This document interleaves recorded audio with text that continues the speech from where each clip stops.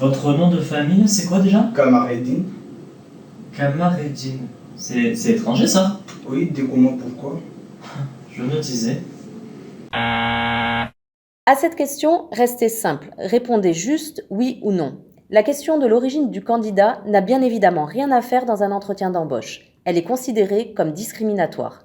En 2009, la Cour de cassation a condamné un employeur qui, durant l'entretien d'embauche, avait demandé à un employé d'une maison de retraite de se faire appeler Laurent au lieu de Mohamed.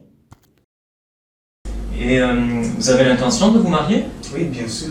D'accord. Avec une femme, j'espère. Oui, pourquoi vous me posez cette question? Je ne vous regarde pas. Ah, c'est avec un homme.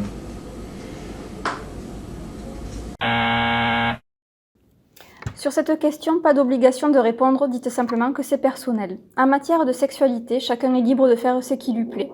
Cette question relève uniquement de la vie privée du candidat. Si un candidat estime avoir été victime de discrimination sur ce critère, il pourra attaquer le recruteur. Alors, au vu du contexte sanitaire actuel, j'espère que vous n'êtes pas malade. Vous n'êtes pas... Oui, je suis revenu. Comme le montre Ami dans le film, vous pouvez répondre avec humour et citer une maladie bénigne. Seul un médecin du travail peut évaluer l'aptitude médicale d'un salarié. Le médecin du travail, sous couvert du secret professionnel, peut simplement dire à l'employeur si la personne peut travailler, mais en aucun cas dévoiler des informations relatives à son état de santé. Alors, vous avez travaillé dans le bâtiment. Bon, ça tombe bien, hein, c'est un milieu très masculin. Et quoique, c'est vrai que là, depuis quelques temps, nous orientons pas mal de candidatures de femmes. Hein. Et alors, ça ne me dérange pas? À cette nouvelle question, ne prenez pas parti. Il est interdit de prendre en compte l'appartenance d'un candidat à l'un ou à l'autre sexe comme critère de recrutement. Et votre tenue vestimentaire, on en parle? Allez-y, levez-vous, pour que je vois un peu. Ah ouais, quand même. Oui, j'aurai une tenue de chantier. À cette question, répondez par l'humour. Vous ne pouvez pas être jugé sur votre tenue vestimentaire. Cependant, n'oubliez pas que vous êtes en entretien d'embauche. Une tenue correcte est donc exigée. Ne me dites pas que vous avez l'intention d'avoir des enfants. Bah, bien sûr, oui. Plus tard, car là, je suis trop jeune.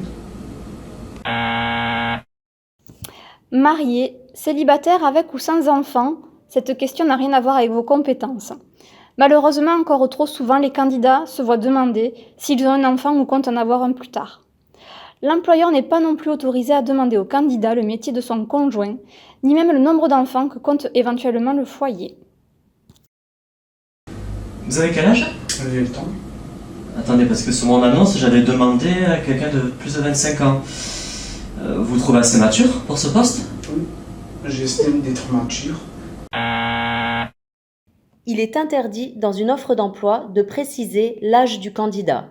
Cependant, vous pourrez vous entendre dire que vous êtes trop jeune pour un emploi ou encore trop âgé pour de l'alternance.